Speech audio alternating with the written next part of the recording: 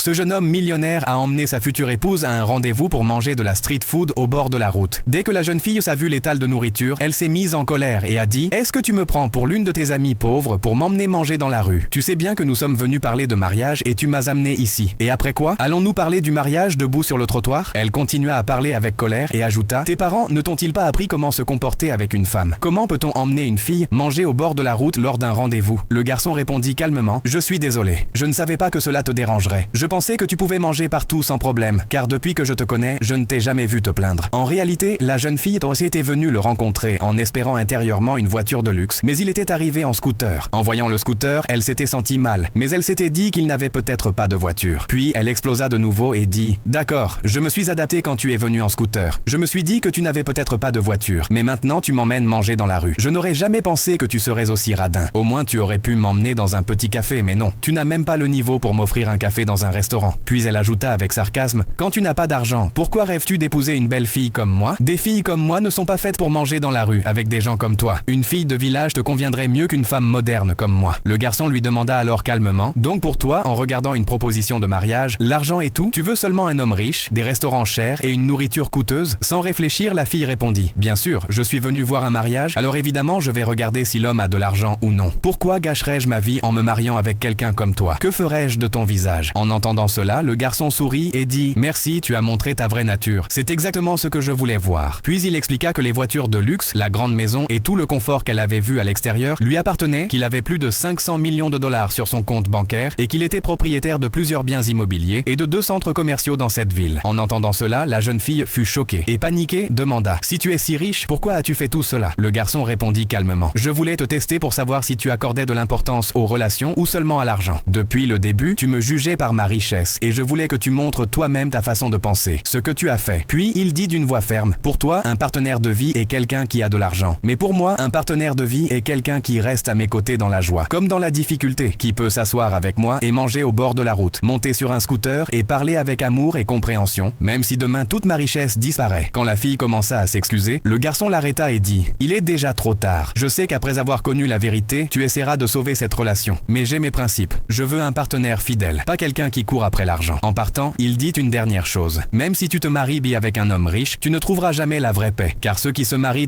pour l'argent font un compromis avec la vie. Et une fois que tu as fait un compromis, tu le feras dans chaque décision. Le vrai bonheur n'est pas dans l'argent, mais dans les relations. En disant cela, le garçon s'en alla, et ce n'est qu'alors que la jeune fille réalisa la vraie valeur d'une relation sincère. Leçon. Ce n'est pas la richesse, mais le caractère qui était la véritable richesse.